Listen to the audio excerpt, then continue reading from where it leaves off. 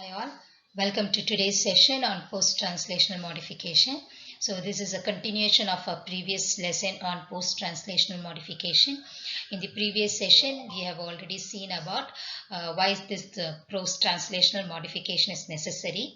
And we also saw a few types of post-translational modifications such as glycosylation, sulfation, hydroxylation, acetylation. All these we have seen in the previous session. So here we are going to continue with a few other types of post-translational modifications. So the first one is the lipidation. So lipidation refers to covalent addition of lipid groups to the protein. So there are many types of lipids, fatty acids, isoprenoids, cholesterols, phospholipids. So all these can be added to the protein. So accordingly, there are many types of lipidations also. So what is the effect of this lipidation is, so lipidation can increase the hydrophobicity of the proteins, which may result in the change in the protein conformation. It can alter the stability and the membrane association of the protein. It also helps in the protein localization or protein trafficking, and it can alter the binding affinity of the proteins to their cofactors. Type of lipidation is the attachment of the fatty acid groups. So both saturated and unsaturated fatty acids can be added to the protein residues. Okay, so the main target of this fatty acid attachment is the serine, cysteine or lysine residues of the protein. So we have two examples of this fatty acid attachment. One is myristylation, which is the attachment of 14 carbon fatty acid, and this is favored by the enzyme myristoyl transferase. So actually this myristylation enhances the protein membrane association, which is required for the proper protein target or localization, and it also has an effect on protein function. Another example is palmitylation, which is the addition of a 16 carbon fatty acid, a palmitic acid. So this is added to the cysteine residues of the protein, and again this acts as an on-off switch regulator, which regulates the membrane localization of the protein. The next type of lipidation is prenylation.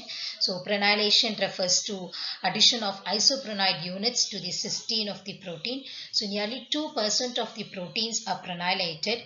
Okay, so prenylation controls the localization and activity of the protein, and it has a very crucial function in the biological regulation of these proteins. Okay.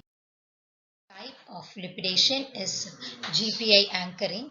So GPI anchoring stands for glycosyl phosphatidylinositol anchoring. Actually, this GPI residues is added to the protein after the removal of the signal peptide. So the signal peptide is removed from the protein and the GPI anchor is added to it. So this GPI anchoring is very essential because any defect in the GPI association or anchoring may lead to inherited disorders. Another type is the LDE addition. That is, LDE stands for lipid derived electrophil, which is actually a oxidation product of lipid or oxidative derivative of lipids. Okay, so these can be added to protein, especially to the cysteine, lysine or histidine residues. And another rare type of lipidation is the addition of phospholipids. Okay, so this phospholipid addition is not seen much commonly in the proteins. So far there is only one protein which has found with this phospholipid addition. And that too, phosphatidyl ethanol group has been added to a protein called as ATGH protein. Okay, so these lipidations that takes place in the protein after its synthesis. So the next type of protein modification is nitrosylation. So nitrosylation stands for attachment of nitric oxide to the protein residue. So this is actually a chemical messenger. It reacts with the free cysteine residues present in the protein and it forms a S-nitrothiol group, SNO group. Okay, and this is a very critical type of protein modification which is used by the cells to stabilize the protein and regulate the gene expression. So one example of protein where this nitrosylation takes place is the protein caspases, which is actually a cysteine aspartate protease. It belongs to the family of protease enzymes.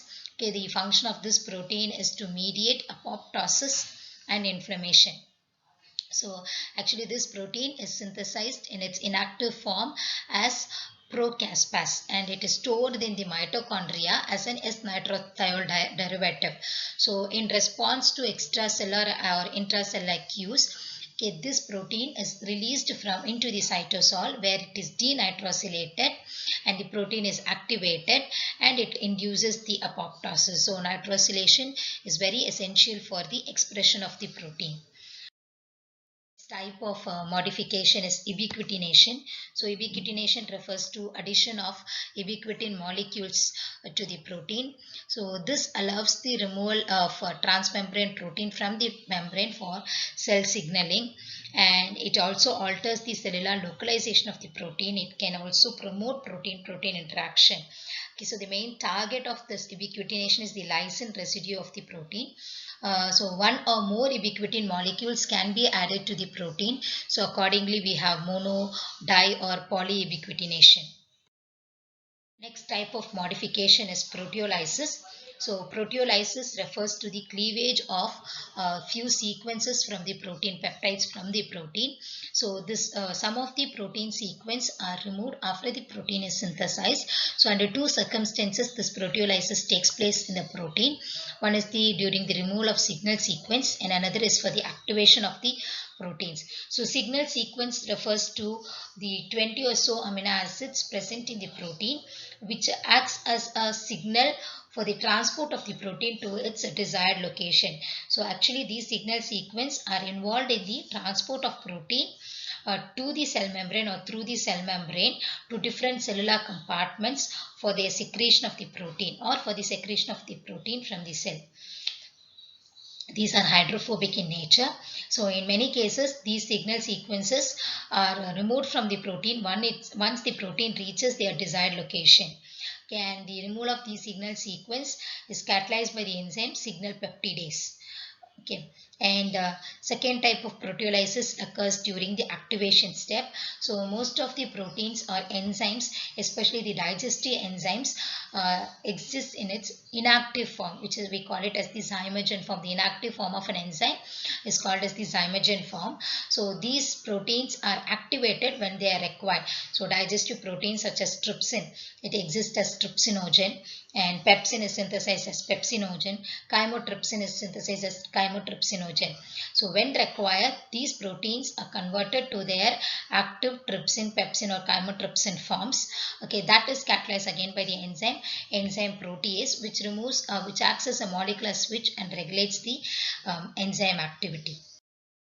The last type of modification is the disulfide bond formation. So disulfide bond formation, so the sulfide bonds are formed by the oxidation of sulfhydryl groups of the cysteine residues present in the protein. So this plays a very important role in the folding of the protein, and it also helps in maintaining the stability of the protein.